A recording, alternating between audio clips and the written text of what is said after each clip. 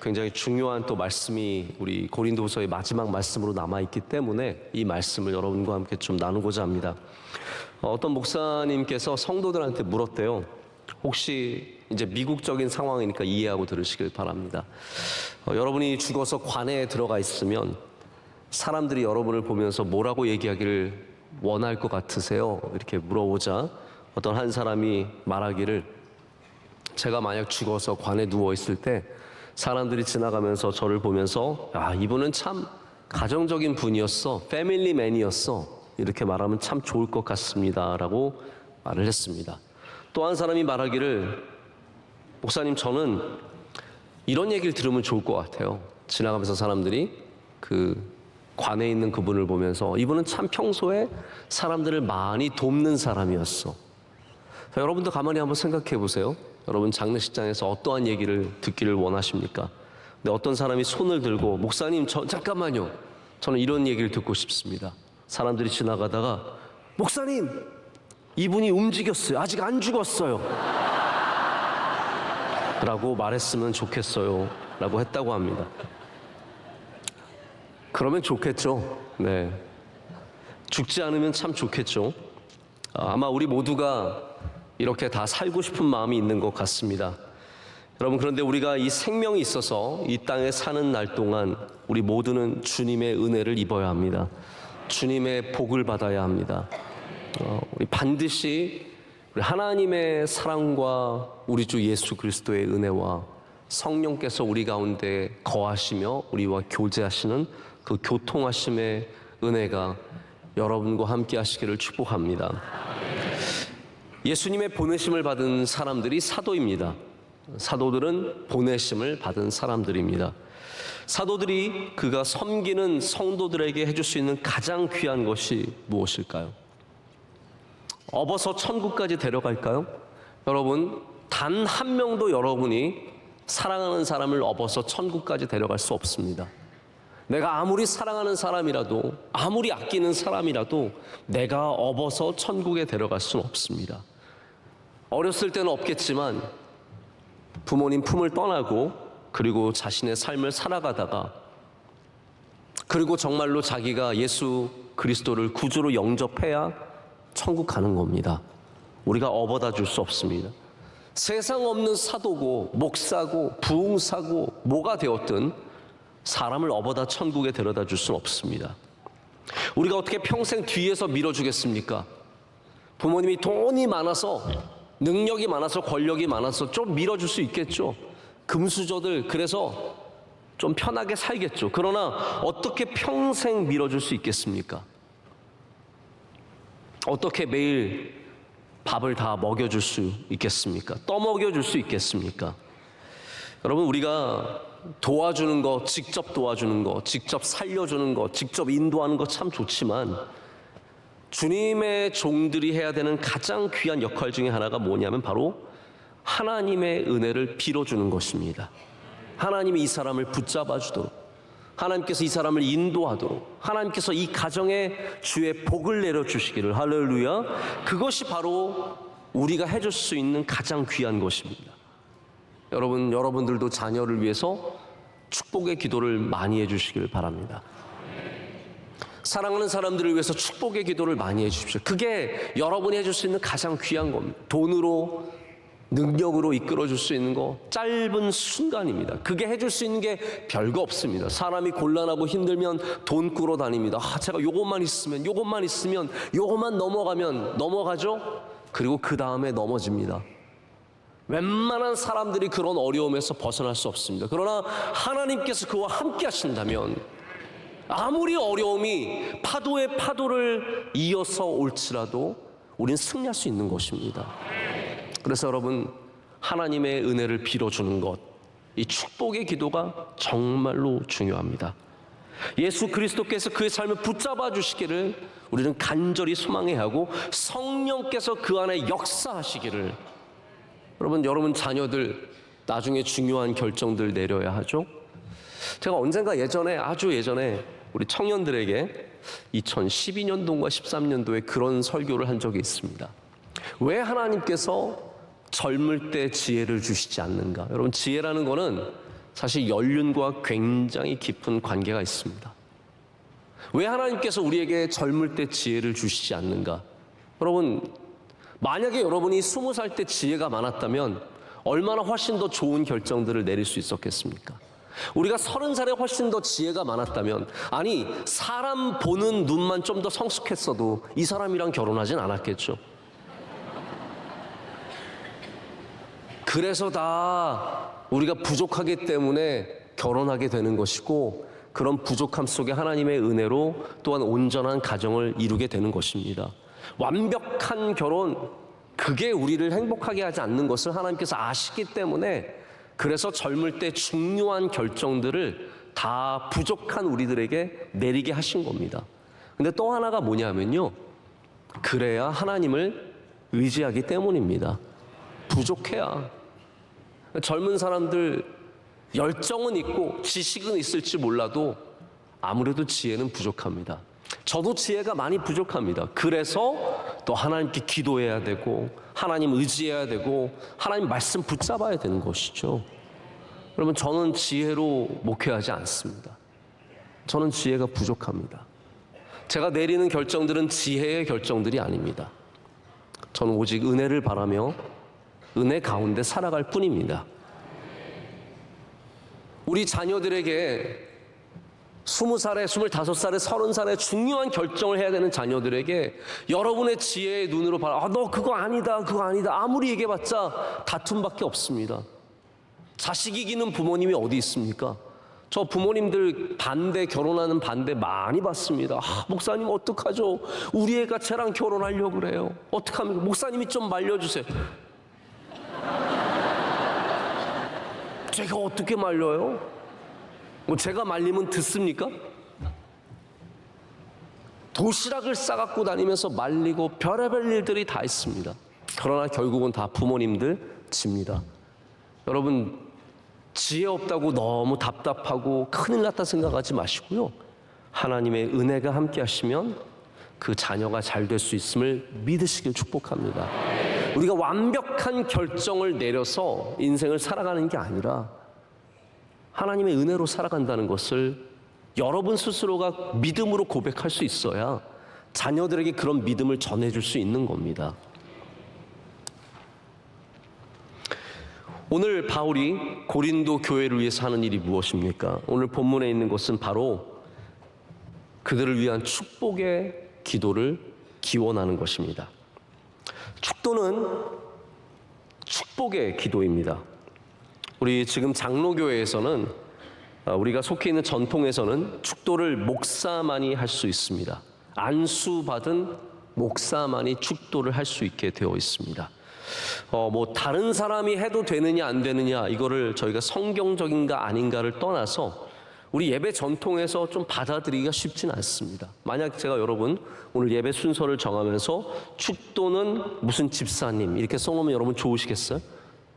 아마 여러분 스스로가 받아들이기 굉장히 힘드실 거예요. 그래서 축도를 목사가 꼭 해야 되느냐, 왜 다른 사람은 못하느냐, 그런 논쟁 전에 중요한 것은 주의 종이 이 축도를 함으로써 여러분에게 하나님의 복을 비는 것입니다. 저의 복을 비는 것도 아니고 저의 능력을 하는 것도 아니고요, 오직 하나님의 능력이 저의 입술을 통해서 여러분 삶 가운데 선포되기 위해서 축도를 하는 겁니다. 여러분, 오늘 이 본문을 아시는 분들은 이미 알고 계시겠지만 우리가 읽은 마지막 고린도 13장 13절 외우기도 쉽습니다. 13장 13절은 바로 우리가 공예배 때 드리는 축도의 기원입니다. 우리 목사님들이 축도할 때 뭐라고 축도하나요? 우리 주 예수 그리스도의 크신 은혜와 하나님 아버지의 극진하신 사랑과 성령님의 교통하심, 충만하심이 함께 하시기를 간절히 축원하옵나이다. 그게 바로 오늘 고린도후서 13장 13절 말씀에 있는 사도적 축도, Apostolic Benediction, 혹은 저희가 신약적 축도라고 하는 그런 말씀의 기원을 두고 있습니다. 그런데 축도가 이것만 있는 게 아닙니다. 사실 우리 축도는 여러 본문의 말씀, 여러 성경의 말씀들을 기초로 하고 있고요. 대표적으로는 두 개가 있습니다. 오늘 여러분께서 이 정도는 상식적으로 아시면 좋기 때문에 제가 좀 설명을 드리고 갈게요. 구약적인 축도가 있고 신약적인 축도가 있습니다. 구약의 축도는 우리가 보통 아론의 축도라고 하는 민수기 6장에 있는 말씀입니다. 이 축도는 종교개혁가들, 특별히 루터라든지 깔뱅이라든지 이런 분들이 예배 때 썼던 축도입니다. 그럼 왜 우리는 민수기를 안 쓰고 왜 사도적 축도인 이 신약의 축도를 쓰느냐? 이 신약의 축도는 삼위일체 하나님이 아주 클리어하게 명백하게 드러나고 이 세 분의 하나님께서 함께 사역하시는 것을 보여주는 굉장히 아름다운 말씀입니다. 여러분, 삼위일체라는 말이 성경에 있어요? 없어요? 어디 있어요? 삼위일체라는 말은 성경에서 못 찾습니다. 삼위일체라는 말이 있어서 우리는 삼위일체를 믿는 것이 아니라 바로 성경에 있는 모든 말씀들이 바로 하나님께서 성령 하나님, 성자 하나님, 성부 하나님께서 함께 사역하시고 한 몸이시고 그곳에서 나서 함께 역사하시는 것을 우리가 성경을 통해 믿기 때문에 삼위일체라는 교리를 갖게 된 거예요. 그런데 그 삼위일체의 아주 명백한 증거가 바로 오늘 이 말씀에 고린도후서 13장 13절에 나와 있는 겁니다. 그러면 제가 여러분께 구약의 축도가 어떤 모습인지 좀 말씀으로 보여드리겠습니다. 구약의 축도는 민수기 6장 22절에서 기초에서 27절까지 나오는 말씀 중에 있습니다. 한번 화면을 보시죠. 우선 어떤 배경에서 하나님께서 이런 말씀을 주시는지를 보십시오. 22절부터 제가 있습니다. 여호와께서 모세에게 말씀하여 이르시되 아론과, 모세가 아닙니다. 여기 모세는 제사장입니까? 이런 질문 제가 너무 많이 쓸데없이 드리는데 모세는 제사장이 아니죠? 네, 그 정도는 알고 계시죠? 같은 레위 지파지만 그 안에서도 제사장인 아론의, 대제사장이 될 수 있는 아론의 사람들이 있고, 그리고 모세는 다른 형제입니다. 그래서 하나님께서 이 축도를 할 때도 모세가 아니라 이거는 아론에게 시키세요. 만약에 우리 하나님과 모세의 관계를 안다면 당연히 모세에게 시킬 것 같은데 아니라는 거. 왜 그렇습니까? 왜냐하면 이것은 바로 제사에 들어가는, 하나님께 올려드리는 제사에 들어가는 중요한 축복이기 때문에 하나님께서 제사를 집행하는 아론에게 맡기신 겁니다. 그래서 아론과 그의 아들들에게 말하여 이르기를 너희는 이스라엘 자손을 위하여 이렇게 축복하여 이르되, 여기부터가 축도입니다. 여호와는 내게 복을 주시고 너를 지키시기를 원하며 여호와는 그의 얼굴을 내게 비추사 은혜 베푸시기를 원하며 여호와는 그 얼굴을 내게로 향하여 두사 평강 주시기를 원하노라. 아멘. 그들은 이같이 내 이름으로 이스라엘 자손에게 축복할지니 내가 그들에게 복을 주리라. 아멘. 자, 이제 저를 보시길 바랍니다. 여기 방금 우리가 읽은 이 본문 안에 정말 아름다운 하나님의 축복의 귀한 말씀이 들어있습니다. 하나님 우리에게 복 주시기를 원하십니다. 하나님은 얼굴을 우리에게 비추시며 은혜 베푸시기를 원하십니다. 하나님은 여러분에게 평강, 바로 우리에게 평안을 주시기를 원하십니다. 이것이 하나님이 우리에게 주시는 복입니다. 우리가 그것을 복을 빌어서 여러분께 말하지만 오늘 하나님께서 분명하게 말씀하시는 것이 무엇입니까? 내가 그들에게 복을 주리라. 하나님, 여호와 하나님께서 복을 주신다는 거예요. 이게 제가 빈다고 제가 복을 주는 게 아닙니다. 여러분, 저는 여러분께 복을 드릴 수가 없습니다. 오직 여호와 하나님만이 복의 주체시고 복을 갖고 계시고 복이십니다. 하나님은 사랑이시며 하나님은 복이십니다.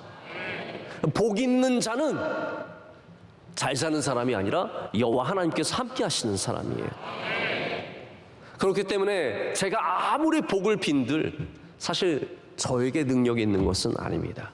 오직 하나님께만 능력이 있습니다. 이 축도를 좋아하시는 목사님 한 분이 계세요. 저희 교회 오실 때도 가끔씩 제가 축도를 부탁드리거나 저희 예배에서 설교하시고 축도하실 때는 꼭 이 축도를 하세요. 제가 교인들 가운데 이 축도를 하실 때 언제 아멘을 해야 될지 약간 모르시는 분들도 계신 것 같아서, 우리 수요 예배 나오시는 분들은 엘리트 반이잖아요. 네, 여기는 조금 엘리트 반이거든요. 여러분들은 이 정도는 알고 계셔야 합니다. 누군가가 만약에 손을 들고 여호와는 너에게 복을 주시기를 원하시고 너를 지키시기를 원하시고 여호와는 너에게 얼굴을 비추사 은혜 베푸시기를 원하시고, 이런 딱 말씀이 나오면 이게 축도구나를 아셔야 돼요. 이걸 하시는 분이 바로 한일장신대 총장을 지내시고 저희 또 설교학 스승이기도 하신 정장복 목사님이세요. 정장복 목사님은 꼭 오시면 이 축도로 말씀을 우리에게 해주십니다. 저는 그래서 이 민수기의 축도를 굉장히 저도 좋아합니다. 다만 우리의 예배 전통, 장로교회는 대부분 고린도후서 문제가 있는 게 아니에요. 다만 뭘 조금 더 선호하느냐, 어떤 분들은 이제 역사적인 증거를 대면서 깔뱅이 그랬기 때문에, 루터가 그랬기 때문에 한다고 하시는데, 저는 꼭 그래서 하는 것만은 아니고 민수기의 축도도 은혜가 있고 또 삼위일체 하나님의 축도도 은혜가 있다. 왜냐하면 또 삼위일체 안에는 우리가 가장 귀하게 생각하는 은혜와 사랑과 우리 안에 역사심이 있지 않습니까? 이게 어쨌든 다 이게 복입니다. 다시 말씀드리지만 이 축복의 근원, 이 복의 근원은 하나님께 있습니다. 목사가 되었든 제사장이 되었든 집사님이 되었든 장로님이 되셨든 아빠이든 엄마이든 우리 모두는 축복하는 존재이고 복을 주시는 분은 하나님이시라는 거예요. 물론 성경은 중보자도 중요하게 여깁니다. 중보자가 중요합니다.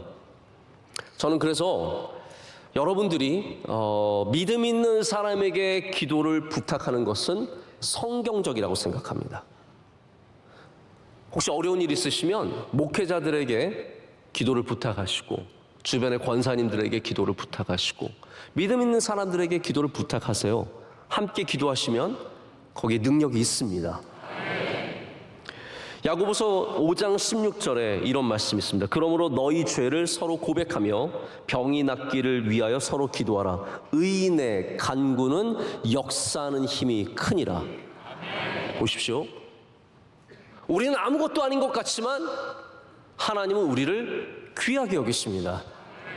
물론 맞습니다. 우리는 아무것도 아니에요. 저도 죄인이에요. 저도 부족해요. 우리 다 그런 모습들이 있습니다. 그런데 하나님은 또한 하나님을 신실하게 믿는 사람들의 기도를 귀하게 여겨주시는 거예요. 그래서 아브라함의 기도를 귀하게 여겨주셨고 욥의 기도를 귀하게 여겨주셨고, 그래서 하나님께서 기도를 들으시고 응답하시는 겁니다. 할렐루야. 그래서 여러분 기도하십시오. 그럼 하나님께서 여러분의 기도를 그러한 수많은 함께 기도하는 믿음의 사람들을 통해서 들어주신다는 겁니다. 베드로전서 3장 12절에도 이런 말씀이 있어요. 주의 눈은 의인을 향하시고 그의 귀는 의인의 간구에 기울이시되. 의인의 간구에 하나님께서 귀를 기울여 주신다라는 겁니다. 저는 그런 거 가끔 느낄 때가 있어요.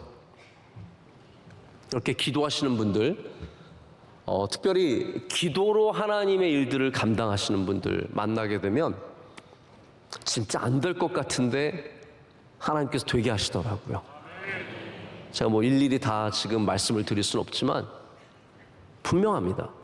하나님께서 믿음 있는 자의 기도에 귀를 기울여 주실 줄로 믿습니다. 자, 그래서 축도를 아무나 한다고 능력 있는 것도 아닙니다. 자, 성경은 이렇습니다. 성경은 어느 누구도 특권을 갖고 있지 않는데 그렇다고 해서 아무나는 아니라는 것이에요. 이상한 말이죠. 저와 여러분이 똑같습니다. 우리가 다 똑같아요. 그런데 하나님이 그렇다고 아무나 축도하라고 하시는 건 아니에요. 거기에는 분명히 하나님의 뜻이 있고 하나님이 원하시는 그러한 모습들이 담겨져 있습니다. 그래서 우리는 축도를 이해할 때 누군가가, 그렇지만 지금 우리의 예배의 전통 속에서는 목회자가, 아시겠습니까?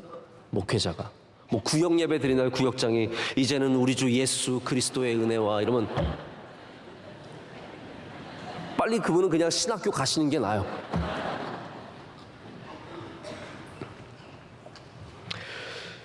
오늘 우리가 읽은 고린도서 13장 13절의 말씀은 방금 말씀드린 것처럼 사도적 축도입니다. 이 축도라는 말, 이제 라틴어로는 베네데세레라는 말입니다. 베네데세레. 베네데세레는 뭐냐면 베네라는 말은 좋은 것을 말합니다. 선한 것, 좋은 것, 복을 말합니다. 우리 스페인어 하시는 분들은 아시겠지만 bien, muy bien 하면은 very good, 좋은 것, bien을 다 그렇게 표현을 하거든요. 베네는 바로 거기에서 같은 친구죠. 같은 말입니다. 데세레는 말하다, 선포하다라는 그런 뜻을 갖고 영어로 그래서 benediction이에요. 말하는 것, diction. benediction은 바로 복을 말하는 것입니다. 저도 오늘 여러분에게 복을 말합니다. 주님의 은혜가, 하나님의 사랑이, 성령의 교통하심이 여러분과 함께 하시길 축원합니다. 그것이 축도입니다. 여기 명확한 삼위일체의 복이 나오고 있습니다. 첫 번째는 우리 주 예수 그리스도의 은혜입니다.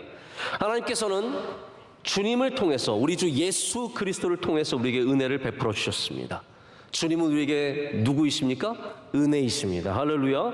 우리는 예수님으로 인해서 은혜를 입었습니다. 죄인이었던 우리가 스스로를 구원할 수 없는, 멸망할 수밖에 없는 우리들이 주님을 통해서 은혜를 입었습니다. 베드로가 사도행전 15장에 예루살렘 공회를 갖고 많은 사도들과 장로들과 교회의 지도자들이 모인 곳에서 선포합니다.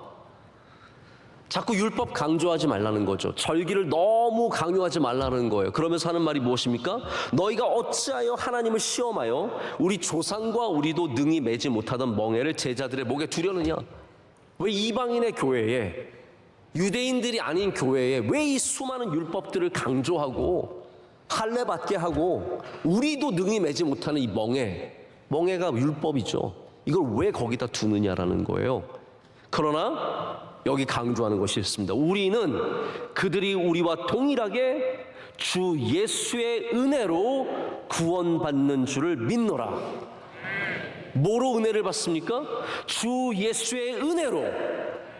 할렐루야. 우리가 구원받은 것은 은혜입니다. 그래서 은혜에 대해서 종교개혁가들이 분명히 말하고 있습니다. 공로가 아니라, 우리가 잘해서가 아니라, 우리가 의로워서가 아니라, 우리가 남들보다 깨끗해서가 아니라 은혜로 구원받는다는 거예요. 솔라 그라티아입니다.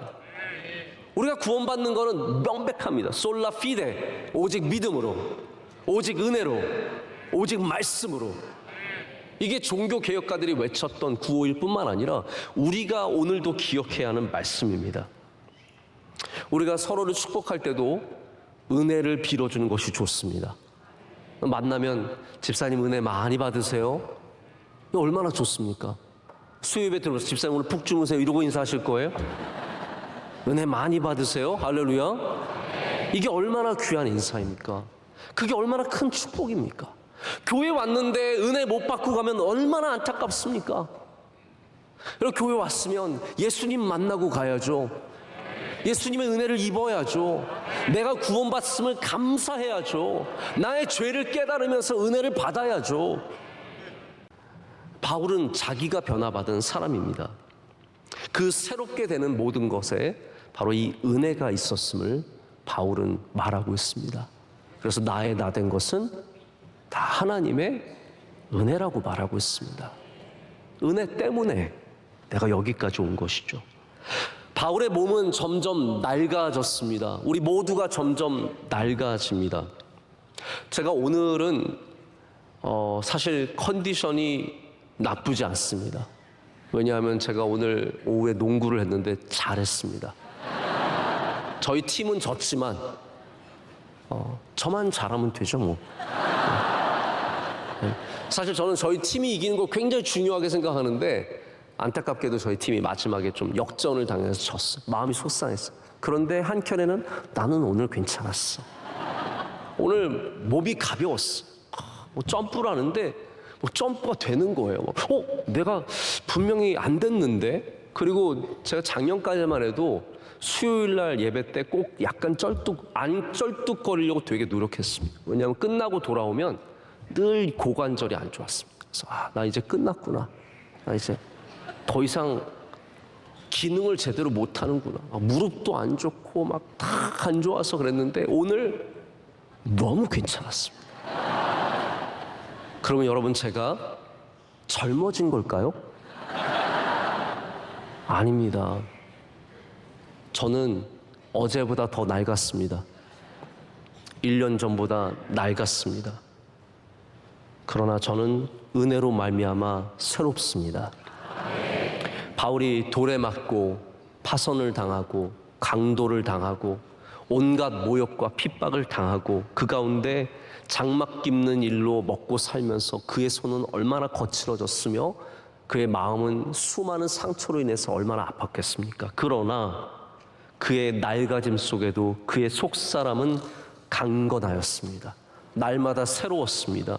그것이 무엇입니까? 은혜의 힘이라는 겁니다. 여러분, 우리의 몸은 후패해지고 우리의 몸은 낡아질지 몰라도 예수 그리스도의 은혜 안에 있는 사람은 날마다 새롭고 날마다 더 좋아질 줄로 믿습니다.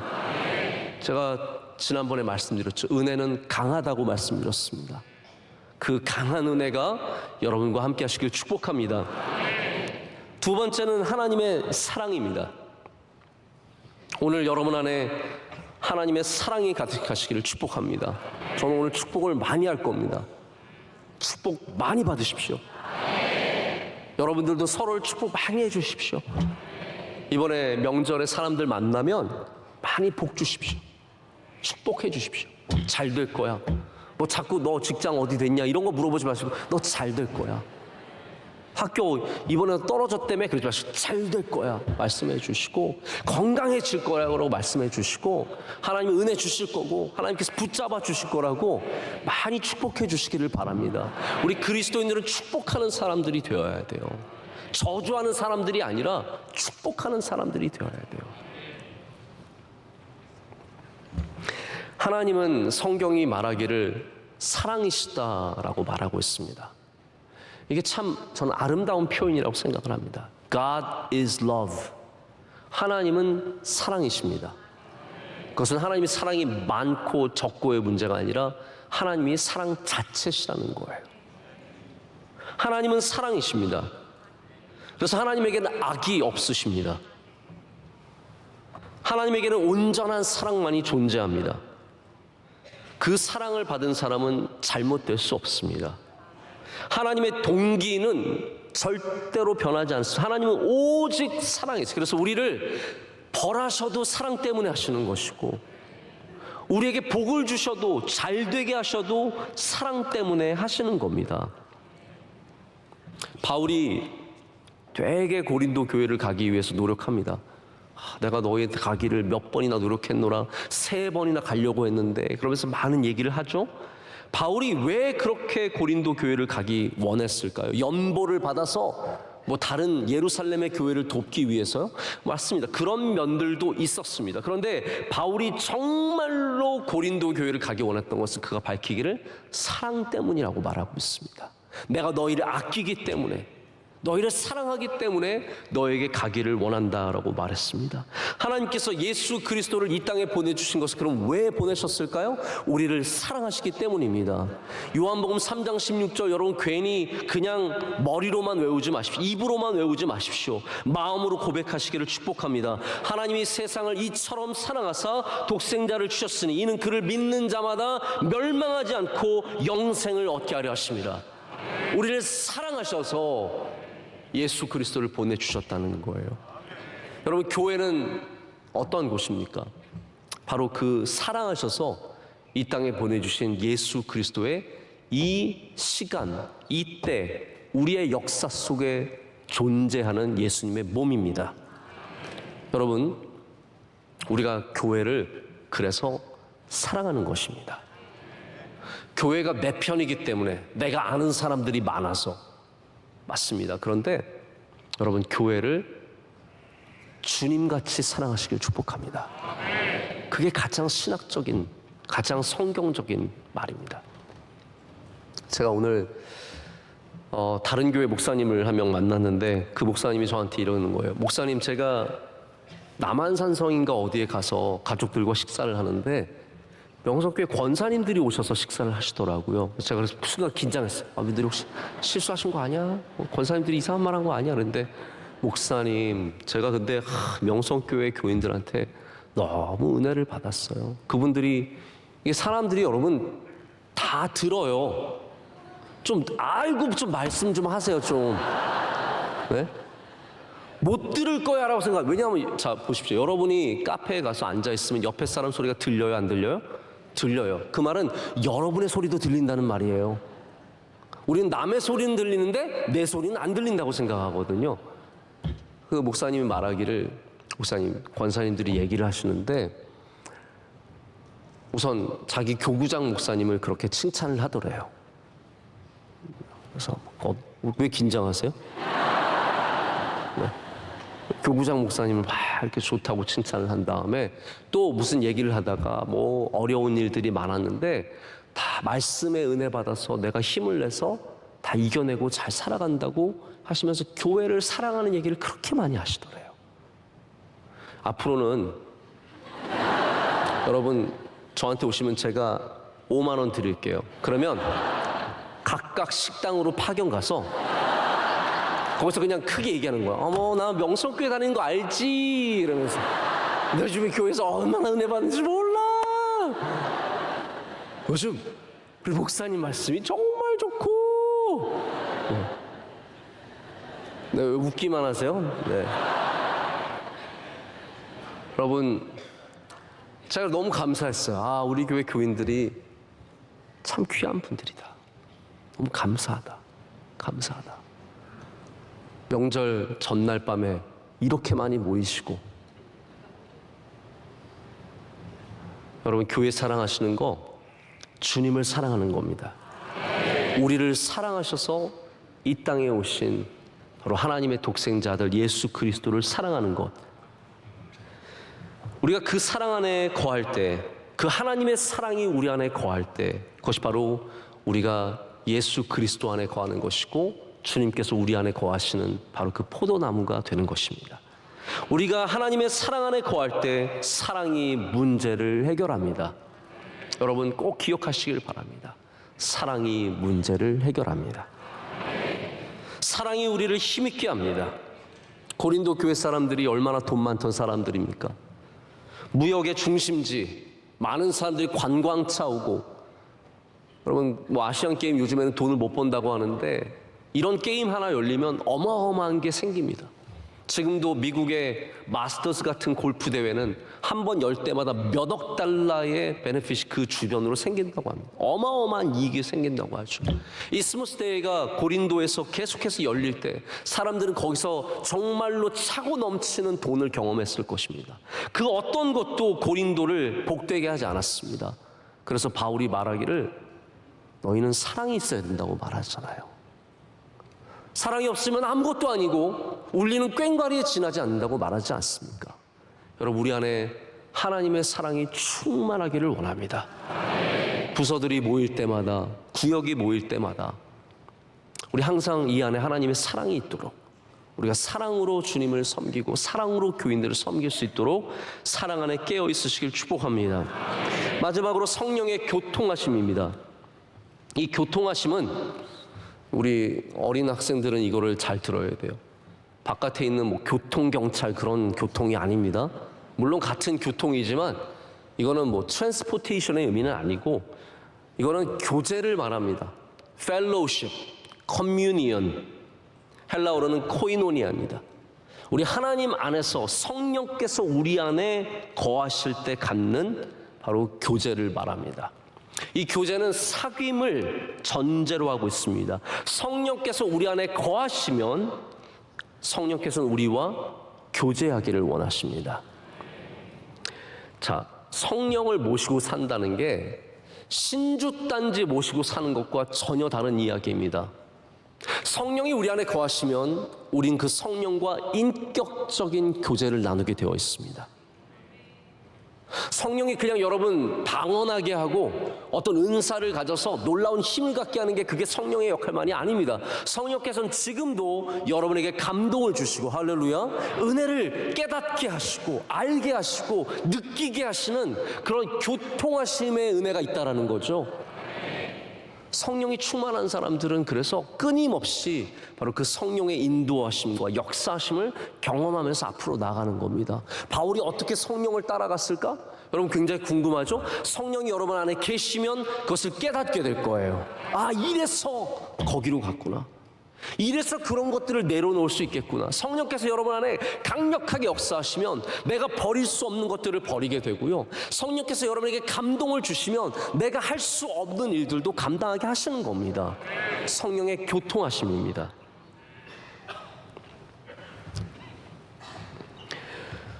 교제는 우리가 거기에 속해 있다는 것을 의미합니다. 우리가 예수 그리스도와 교제한다는 것은 이미 주님 안에 거하는 것을 말합니다. 어떻게 주님 안에 거하죠? 어떻게 성령 안에 거하죠? 교제하시는 것이 그 안에 거하는 것입니다. 성령님을 생각하시고 간구하시고 바라시고 감사하시고 기뻐하십시오.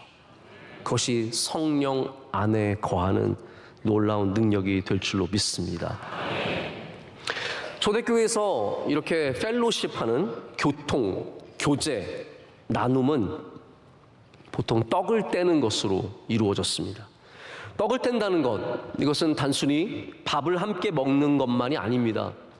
초대교회에서 함께 식사를 한다는 것은요, 식탁 공동체, 그런 말 굉장히 좋아하는 분들 계시거든요. 그런 거 되게 선호하고 그런 쪽으로 굉장히 밝으신 분들 계신데, 그럼 식탁 공동체가 그냥 밥 먹는 것만이 목적이 아닙니다. 그 안에는 연약한 자를 돌보기 위한 바로 나눔의 정신이 들어 있습니다. 그건 나 한 숟가락 먹고 너 한 숟가락 먹고가 아니죠. 여기는 별의별 사람들이 다 모이는 거잖아요. 정말 오늘 밥을 먹을 수 없는 사람들. 그래서 성경에 보면은 밥 일찍 먹지 말라 그래요. 너희들 사람들도 다 왔는데 먼저 먹지 마라. 이게 우리나라 문화도 그렇습니다. 어른들 먼저 공경하는 문화니까 아마 초대교회도 그런 일들이 있었을 거예요. 거기에 주지 같은 사람들, 굉장히 중요한 사람들, 이런 사람들이 있으면 그냥 먼저 먹기 시작하는 거예요. 우리들끼리 먼저 시작하자. 그래서 먼저 먹기 시작하면서 좋은 거 먹고 있겠죠? 그럼 나중에 사람들이 왔을 때 먹을 것이 없는 겁니다.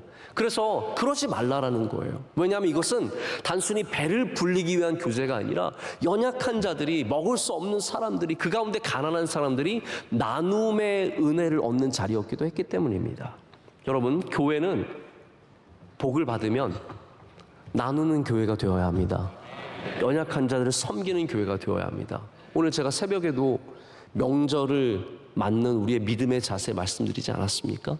하나님께서 맥추절에, 바로 이 77절에, 이 오순절에 밀을 거두는 풍성한 시기에 말씀하시는 것이 무엇입니까? 너희는 모퉁이까지 추수하지 말고 떨어뜨린 것을 줍지 말고, 그래서 과부나 거류민들이나 이런 연약한 자들을 위해서 먹을 것을 남겨두라는 거죠. 나눔이 없다면 그것은 진정한 잔치 교제가 될 수 없습니다. 여러분, 이번 명절에 오늘 새벽 예배 못 들으신 분들은 꼭 다시 한번 생각해 보시길 바랍니다. 많이 나누는 명절 되시기를 축복합니다. 우리가 전부는 아닐지라도 우리의 것을 과감하게 떼어서 나눌 수 있는 사람들이 될 때 하나님께서 기뻐하시고 그 안에 이미 성령께서 함께하고 계시는 겁니다. 그게 성령의 역사이며 교제이며 교통하심입니다. 자, 이제 말씀을 정리하고 맺습니다. 여러분, 축도 말씀 은근히 재밌지 않습니까? 네, 저는 이 말씀을 본문을 딱 발견하고 여러분과 나눠야겠다는 생각을 가지면서 굉장히 혼자서 좋아서 실실 웃고 다녔습니다. 야, 이 드디어 축도를 여러분에게 좀 말씀을 드릴 수 있겠구나. 아마 여러분들은 그냥 아무 생각 없이 들으시죠. 왜냐하면 그럴 수밖에 없어요. 저 같은 경우에도 제가 목사 안수를 2004년에 받았습니다.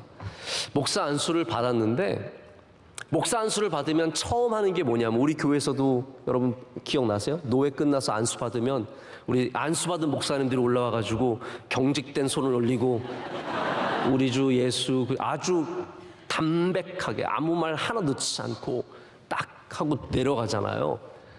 근데 제가 목사 안수 받았을 때까지 누구도 축도를 어떻게 해야 되는지 가르쳐 주는 사람이 없었어요.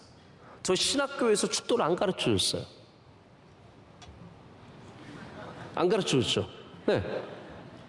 저희 신학교에서 축도에 대해서 가르쳐 주진 않아요. 신학교가요, 되게 비교회적입니다. 굉장히 안타까운 일이에요. 목회자를 길러내는 MDiv가 Master of Divinity는 신학자를 길러내는 게 아니라 목회자, 필드 오피서들을 길러내는 데인데 실제로 목회에 대해서 별로 가르쳐주는 게 없습니다. 맨날 성경 가르쳐주고 신학 가르쳐주고 다른 이야기 다 하고 어떻게 교인들을 섬겨야 하는지, 어떻게 낮은 자리로 가야 하는지, 왜 겸손이 중요한지, 심지어는 축도 어떻게 해야 되는지도 안 가르쳐줬어요.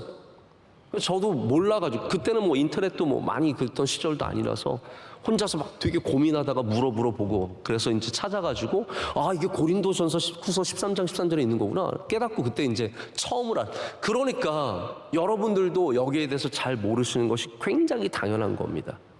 오늘 이 축도가 여러분에게 분명히 하나님이 주시는 복으로 자리 잡으시기를 축복합니다.